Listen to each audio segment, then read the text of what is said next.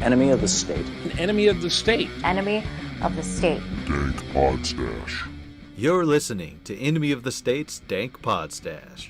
Visit thedankpodstash.com, where you'll find our shop, calendar of events, and more. Become a patron or BitBacker and join us in our private Discord server, where you'll have access to live shows and post-show Q&As. Business owners, you can advertise on the Dank Podstash, reach a larger audience, and make more sales. Just email us at dankpodstash@gmail.com for more details.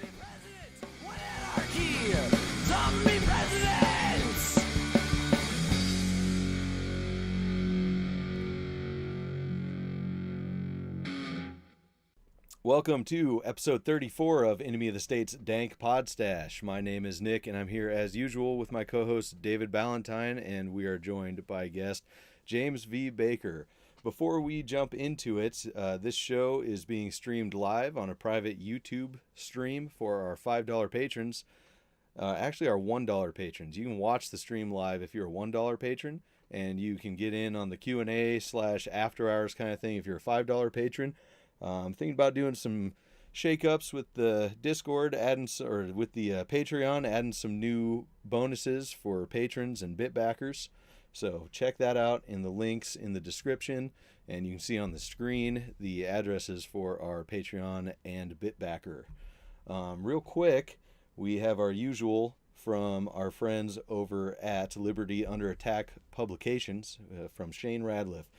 Shane has a special offer for listeners of the Dank Podstash. You can take 10% off your order by using coupon code DANK10 at libertyunderattack.com for books that he has for sale there, which include #Agora, the Second Realm book on strategy, Ben Stone's Sedition, Subversion, and Sabotage Field Manual #1, and Shane's very own book, Vanu, A Strategy for Self-Liberation. And besides books, Shane also offers assistance to new authors throughout the publishing process, which includes editing, proofreading, formatting for Kindle and paperback, and full-service audiobook production. So check out Liberty Under Attack Publications. That is libertyunderattack.com. Share your story, find your freedom. And David has a shout-out for some friends of ours. The usual shout-out for, I'm going to say it right this time, Agorist Nexus, or if you're like me, Agorist Nexus. And they got a bunch of stuff up for sale right now, and you can have your business listed on there. So why don't you go and check that out at agoristnexus.com. Shout out. Today, all the shout outs. Today we're with James V. Baker, obviously, from, what is it, Liberty is for Everyone? Is that your YouTube channel and website? Yeah, you can search for libertyisforeveryone.com, Liberty is for everyone, and eventually you'll find something that looks crazy. Nice. Hell yeah.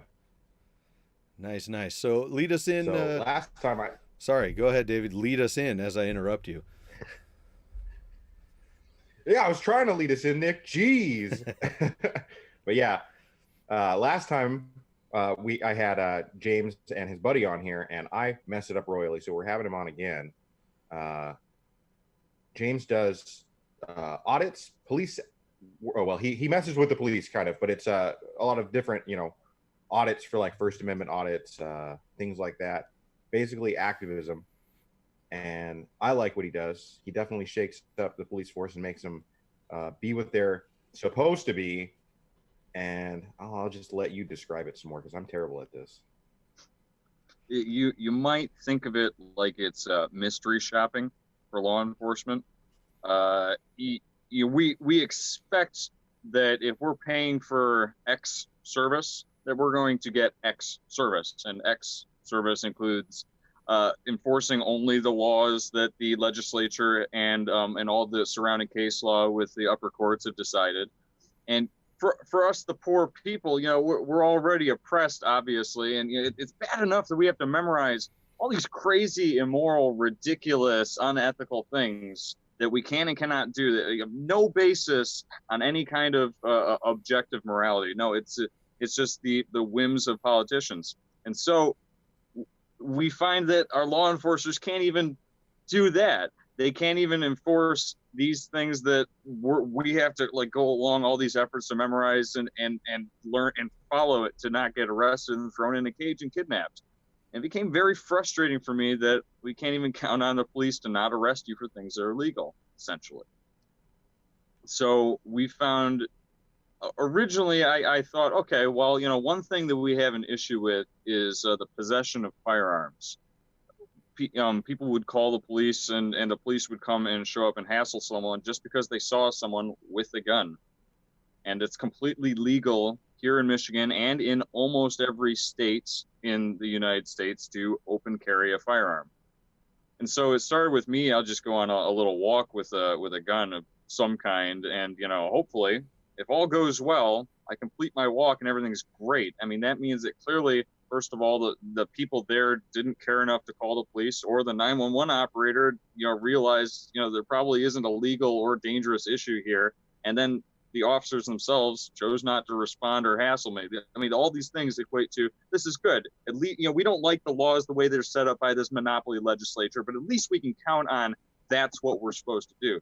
But in some cases, these officers would, they'd seize my ID, they'd seize my firearms, they'd say, oh, we're gonna arrest you, we're gonna take the gun, and nope, that's illegal, watch this. And 20 minutes later, someone over the radio is saying, hey, you better let him go right now or else bad things are gonna happen. And I put that on YouTube, and I learned very quickly that this is not normal. I thought, okay, maybe I pushed the boundary, but no, this is like something that people were like, no, this is not right. They shouldn't do that. You should continue to press this kind of issue. Was the kind of response I got. I met a lot of interesting people, and so for about a year, I did all this on my own. I met a couple more awesome people. And we really took this to the next level in terms of, well, we'd make systematic, we'll go to this city, we'll do this thing. It got to the point that like we'd have a small group of us walking around with rifles, through Detroit, the murder capital of the United States is what so many people like to say around here. And it was truly like, I don't know, is this sane? But the people in these neighborhoods would be like, wait, if you can do that, can I do that too? Okay, no, but the police are going to hassle you. No, the police don't bother us anymore. We've been doing this for about a year now. They've learned their lesson by and large. No way. Can I do that too? Yes, you can. And so we found that not only were we accidentally improving our law enforcement, we were accidentally inspiring people to, well, maybe not do the same thing necessarily. We're a certain kind of crazy, if you will. But it would inspire people, you know what, I can go out and I can get that shotgun and I can keep that in my home. If these guys can walk down the street with an AK, why can't I have a shotgun in my house? Was the logic that people were, I was like, that's great. And so here we are some number of years later after I've had all kinds of insane experiences with law enforcement from, the U.S. border, at airports, with Sheriff Richard Mack in Arizona. I don't talk about that one enough, but Sheriff Richard Mack and I and a couple other people audited an airport in Arizona. I could really tell a million stories. So at some point I got to stop and you guys got to ask questions. Well, my first question. Ask some questions. Yeah. Well, what would be your favorite story? If we can't get into all of them, what's the favorite as far as your collection? Yeah, that one's always tough. I guess I'll find a link right here. I did so one of my favorites, one of our most recent ones, myself and three other gentlemen went to the border of Canada and the United States in Detroit.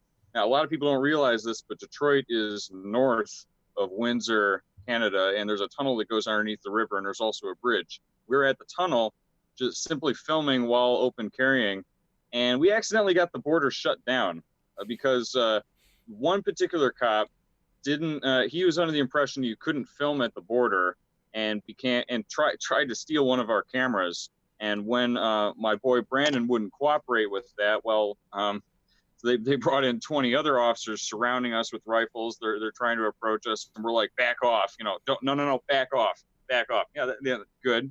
And they keep their distance. And we get to this little stalemate. We're like, you know what? We're going to be on our way. You guys have shut down the border, inconveniencing all these peaceful people. And you have a nice day. and it's a crazy 10-minute video that I just sent to the group chat, I believe. So you should be able to plug that on the description for this podcast, because it was an experience that you can't boil down into words except by watching the video. Yeah, absolutely. I'll throw that in the description and up in the Discord for our patrons as well. That's awesome. So would you say being able to walk away was more attributed to being armed, or did they realize that you are on the right side of the law, or what was happening? Well, I think you've properly gathered how that really psychologically must have gone down for them. This first officer is the one who really takes offense and creates the issue, and so immediately they start kind of building up. They're like, okay, what's going on? One officer kind of comes up and kind of makes peace with my buddy Brandon, be like, hey, I'm not him. We're just trying to. And so it was half that they realized that, okay, they're fucking with us. They're auditing us. They're seeing, like what's going to happen. Right. So that's the first half. But no, absolutely. The fact that Brandon and I were standing there, with our AR-15s, and we had two other guys standing there filming from other camera angles. Absolutely. That was really the only reason they didn't truly and like cuff and stuff. And then we get let go 45 minutes later, or else we're arrested for a night and they drop the charges. Well, instead of all that hassle, no, back off.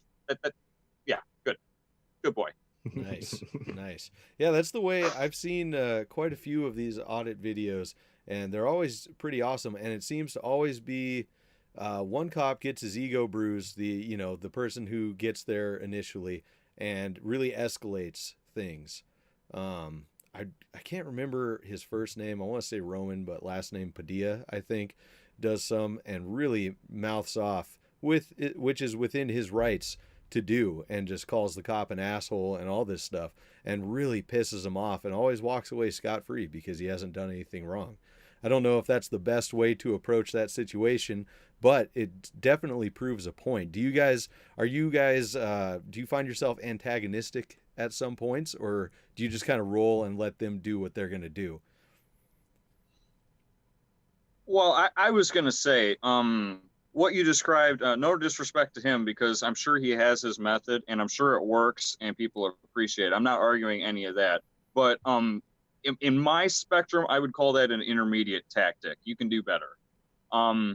There's a point where throwing the right insult at the right moment will be all it takes to actually finally cut that thing off, and they'll walk away. So, but yeah, by and large, you got to keep the moral high ground. Otherwise, you're clearly the asshole on top of being the asshole. So, I mean, there would be certain points where, my wife go on a fucking rant, was screaming, and be like, yeah, no wonder you fucking pigs have a gun, you piece of shit. Suck my clit. It's like, please, let's. It's not my style. But to the right officers at the right moment, little bits of that or a full-on rant, it can be scarier than anything else, quite frankly, especially when it's a woman. Mm-hmm.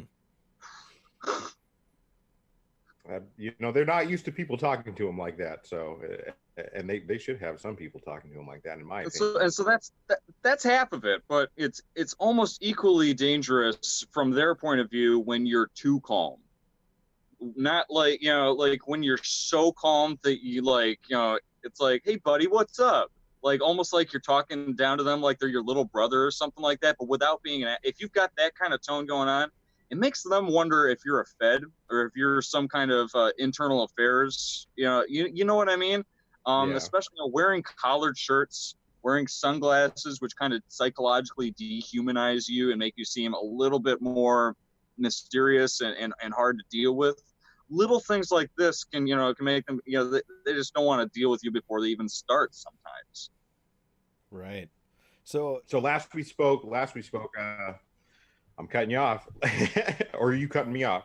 But yeah, last time we spoke, you said that you like to come at this kind of almost from a scientific perspective, a scientific approach. Do you go into these things with like a hypothesis about how it will go? And If you do, does it generally go how you think it'll go? Um, I usually don't have a hypothesis that I'm convinced of, if you will. I mean, it almost never goes the way I predict. Basically every time that I think it's going to be pretty effing hardcore, we got by and nothing happened. It's great. And sometimes when we're like, this is probably going to be not a big deal, it's like, we're lucky we were only just barely prepared for that. I mean, for example, if I might use a very particular case study in Oakland County Jail in Pontiac, Michigan, something worthy of Googling on YouTube. Started off when one of my friends got followed to his car simply because he was filming. Second time he and I came back and he open carried a pistol and got even more hassle for just filming. And so if you're hearing that the way I am, it hits my brain the wrong way that he's open carrying a pistol, but it's a filming audit. It's, can I film the jail without getting hassled, because that's legal, but open carrying at the same time. I'm not arguing your thing, Sean. It's your protocol if you want to. From my point of view, I want to keep those two things separate. I don't want to worry that the filming audit became so blown up because I had a pistol, or vice versa. And so, part of it is that, across several experiences at Oakland County Jail, for example, sometimes someone would be open carrying. Sometimes it's just them filming. One time I was just there filming, and a dep walks up with a rifle, just like slung like it's no big deal. Hey, buddy, kind of a thing. It's like, all right, well, 7 of us are going to come back with rifles. Like, we've gone to this particular jail so many times, so many different ways, because they have a pattern of, even knowing the law, still will come and harass you for standing there and taking a picture of the facility. But at the same time, sometimes the city, you'll have an audit and they seem to learn their lesson right away. You do a re-audit and there's nothing more. That's it. And in terms of your mind, you've closed the experiment.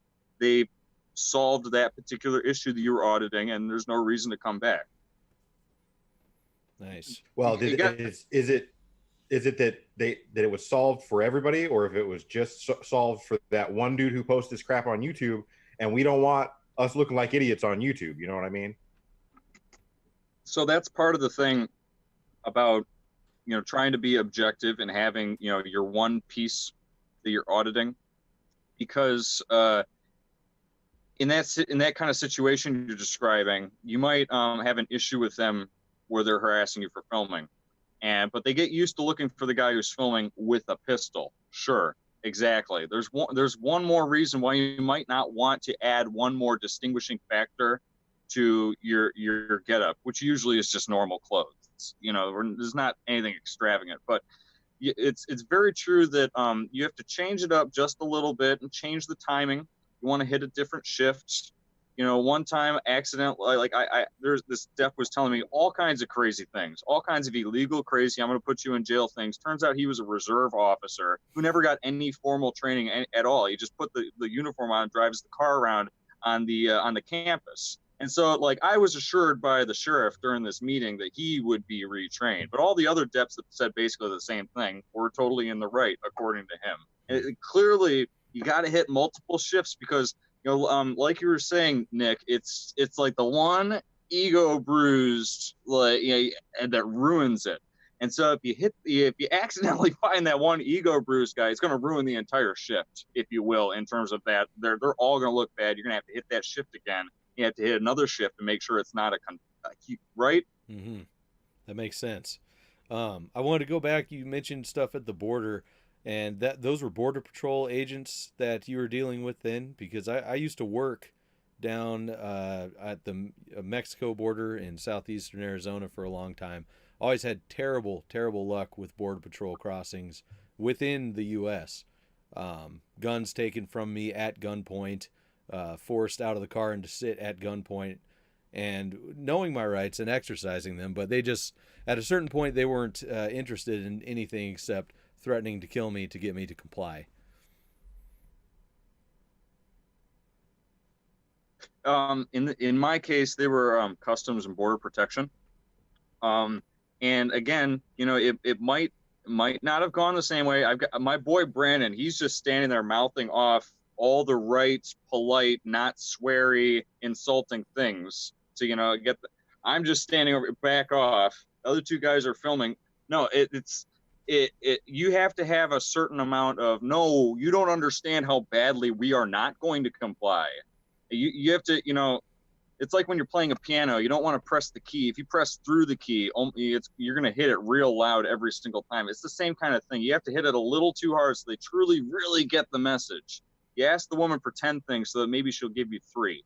That kind of thing. You got to find the right, it's a finesse thing, and I can't describe how much practice it takes, how much dangerous at gunpoint, I think I'm going to get arrested practice it takes to get this right mojo and to be able to feel the psychology of it well enough. Sure. I guess you could say I was practicing it and not doing too well, because I was pretty much on my own. And if I was ride sharing, the guys I was riding with weren't interested. And so I didn't have any kind of backup or anything. But No. The one crossing... you did the right kind of practice. Go ahead. You did the right kind of practice that you could at that moment. You know what I mean? Sure. The one crossing just outside of Sierra Vista, Arizona, was known for really unreasonable people. There was a guy who, I think he was a pastor at one of the local churches, that knew he didn't have to do what they said and was crossing through and wouldn't roll his window down all the way. It cracked open and whatnot.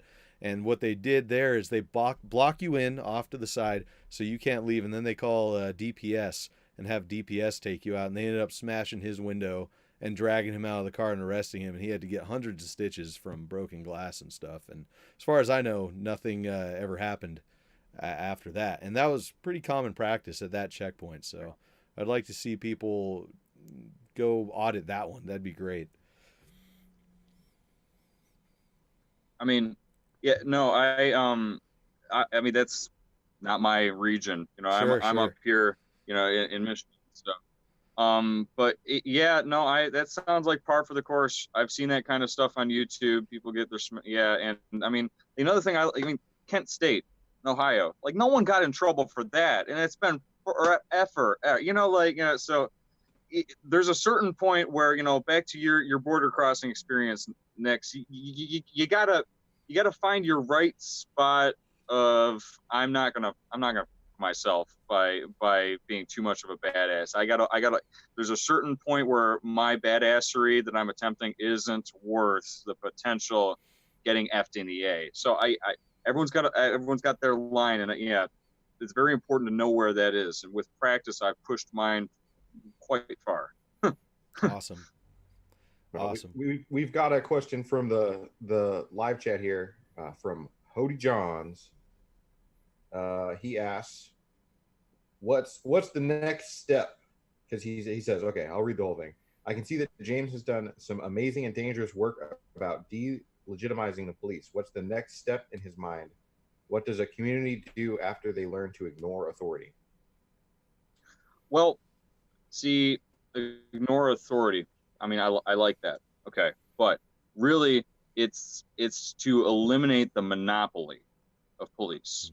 That's really what the problem is. See, every service or good that is in the economy exists in the economy because somebody wants it, or some quantity of people want it. And that's perfectly fine. People want to be able to hire someone to protect them and solve things bad that happen to them. And I respect that. It's just that when we have a monopoly, there's only one city police department and only one county sheriff's deputy overriding that, and only one state police, and then only one federal CIA, FBI, etc. Well, they can do whatever they want at whatever cost they want, basically, without pissing too many people off. They don't have proper competition. So the next step, once people have realized that the average guy in a blue or brown or green uniform is kind of a power tripping asshole on average. Once they get to that point, then why don't we start a second police department that isn't quite so assholey?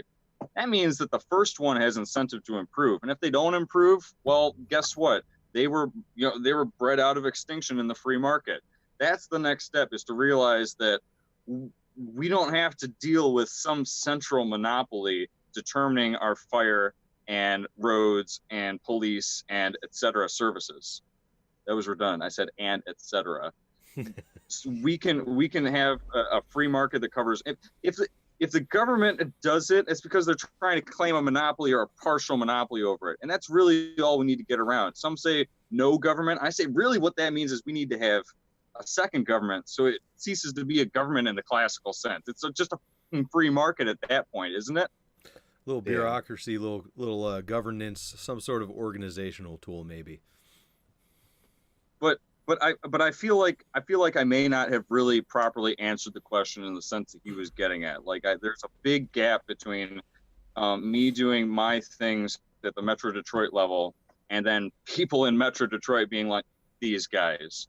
No, really what it is you got to encourage to reach that middle ground, that huge range of things. You have to get everyone you know to at least be cautious of the police and be willing to film them every single time. People will all of a sudden start accidentally catching all kinds of crazy things on camera, and they'll start putting it on the internet. This is something that's been going on so damn well for the last 10 years. And quite frankly, if we keep on exponentially building that up, this is going to happen because people are going to be riding shotgun in a vehicle that gets pulled over for no good reason. They're going to be like, next time they're going to have the camera sitting there on the seat rolling for no good reason. They might catch some really bad quotes from that officer.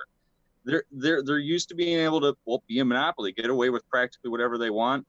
The more they slip up, the more we're going to get on camera, the more that people are going to be like, that institution is questionable at best. We need an alternative.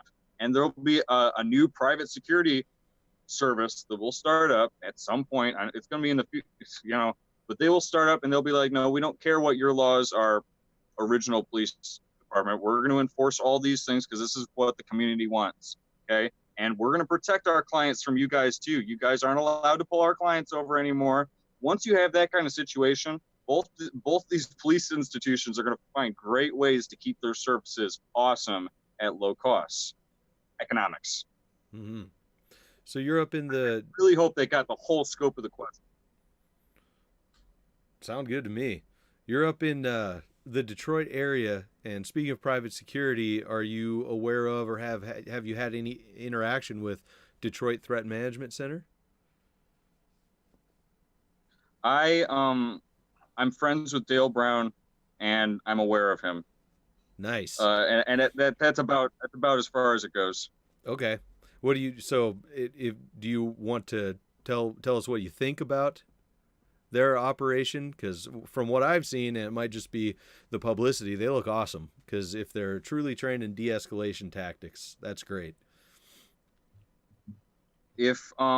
Yeah, I mean, I don't want to make any like real hard in the concrete comments because of my lack of information or information that I'm presupposing. But if I might go out on that limb, it sounds like basically exactly what I'm describing, except that there's a point where you've got the old model, then you've got this new model that's like, hey, we exist.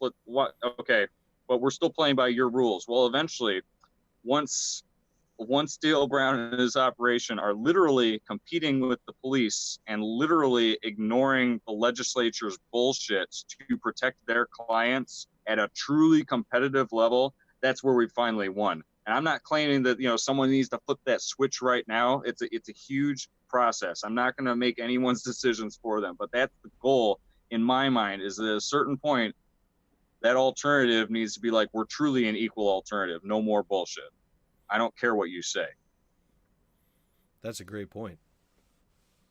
I mean, the government will never let you try anything other than government. A monopoly is not going to give up its monopoly status willingly. You have to convince those that deal with the monopoly that they don't have to deal with the monopoly. Yeah, pretty much. So I like this question here. There's another question from Hody here. Laws that restricted open carry were largely passed because of the Black Panthers. Have you considered calling yourself the White Panther? Well, see, I mean, if that would make sense if we got open carry banned a bunch of places, but as it's turned out, the laws regarding open and concealed carry have only expanded in the places that it's been active in for the last few years, with the one notable exception I can think of is California. California made it so you have to be filming a movie to have a firearm. Well, big deal. That's just a little technicality that's actually real easy to get around. And otherwise, people were saying about 6 years ago in Michigan that, we're never, if you guys keep open carrying pistols, they're going to take away concealed carry. You know that? Oh, really? And so, no, now it's, it's not a totally, Michigan's pretty purplish blue where I am, but you see someone open carrying at least once every 6 months randomly in the public where you didn't expect to. Somewhere in the mall, like, that guy's got a SIG, and guess what? We still have concealed carry. So then we were told, if you guys start walking, if you got that one guy walking down the street with a rifle, they're going to take all the open carry pistols away. And then we got it to the point that you could have 7 people walking down the street with rifles and the cops just drive by. And they've only been talking about making the concealed pistol license law even more lax here in Michigan. I can't speak for every single locality because there's their own power structure, their own culture at every single one of these localities. In Michigan, it's only gotten better in every level. That mindset is insane. If you exercise your rights, they're going to take away those rights. Like, I hear it all the time where it's you guys are going to get open carry banned. Oh, so I think the appeal you're making is that the state is going to take something away that it wanted to take away already. Oh, and it's because you're too pussy to support me, and by labeling me extreme. If you realize that you and I are actually on the same ethical and moral and intentional level as if you support me in the open carry, it wouldn't be so crazy all of a sudden, right? No, it's the butters who are too afraid to join something that's a little bit past their comfort line. I respect that. It's your thing, but don't make it my fault that you're not. You know what I mean? Yeah. Exactly. Hey, so you mentioned. I could do this all day long. Any criticism, watch it. Hell yeah. You mentioned from going from cops to private security and taking that step where whatever model, whether it's private security, community, whatnot, goes beyond the imitation and starts ignoring the legislation in place to directly compete. So can we apply that now to, say, you're doing audits, open carry audits that are checking that they know the law. So is there a step forward to carrying however you want, whether it's legal or not? Absolutely. I think you really just you gathered a middle step there that I didn't even consider to vocalize in this case, is that usually in the course of our audits we're trying to stay legal. Always ethical, of course, but we're trying to stay legal too. That's part of the purpose of our science, is that we're expecting them to follow the law, while our input for that output is us following the law too, right? But you're absolutely right that at a certain point, once the police are so accustomed to a random audit of some kind every once in a while, there's a certain point where civil disobedience can absolutely become a part of that. Are you going to arrest me for smoking this joint in public? Sure. Right. Hey, that's a great audit. Okay, and it's kind of pushing that line a little bit more. One of the next ones I want to play with is you buy a new bong and you pack it with tobacco. You keep the receipt and everything. You walk down the street smoking the bong with tobacco. You know that in so many places they're going to roll up and beat the hell out of you, well, practically, before they realize how stupid they are. Yeah. It's an interesting point, is that somewhere along the way, people will be brave enough to, I don't even care. Yeah, I was generally just thinking how I go about my life. I was thinking about that meme. It's a map of the U.S. and it has a bunch of different states with different colors based on where open carry or concealed carry or no carry is legal. And then it has another map where it's all the same color and it says states where you can carry however you want because you're not a little bitch. And I understand that what you're doing, there's a purpose to see if these fuckers actually understand the law that they're supposed to be enforcing. So I was just, I thought that'd be interesting. What happens when people start doing that? And Besides this one half of the facade, I mean, you wouldn't. I mean, all kinds of not outside of statute of limitations, civil disobedience that I do and have done. Like, I gotta watch myself because they will do whatever they can. But yeah, it's always better to be judged by 12 than carried by 6, because you don't even have to show up to deal with those 12 if you don't want to. Sure. True. Absolutely. Hell yeah. You got anything else from the chat there, David, or any other questions?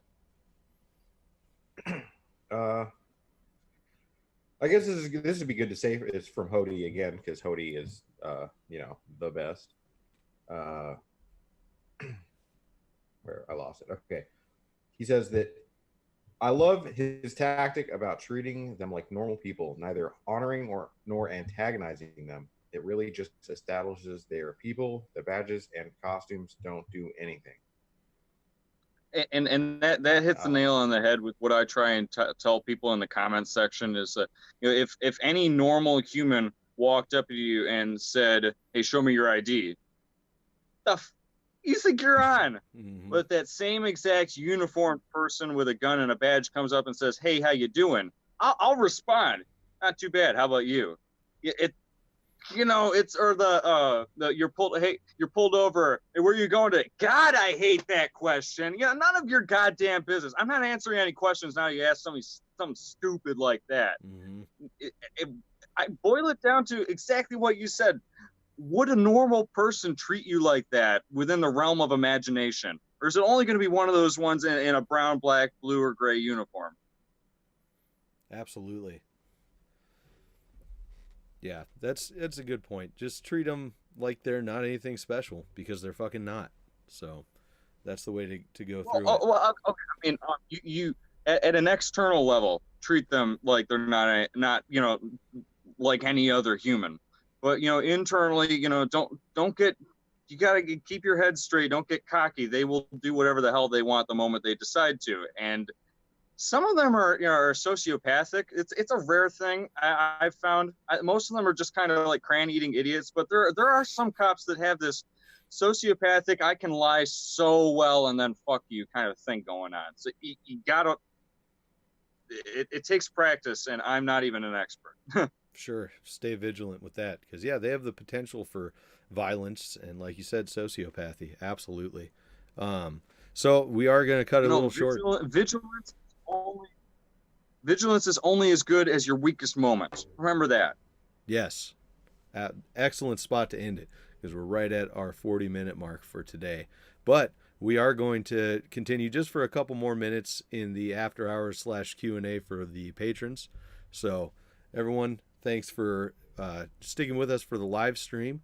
And if you're a patron, or if you become a patron, you will see us in the bonus video. And thanks, James, for being here. That was awesome, man. You can really go on about this stuff. My pleasure. Truly. Awesome. David, final words? Check out the Dank Pod Stash merch shop, because there's free shipping until, June 14th. So check it out.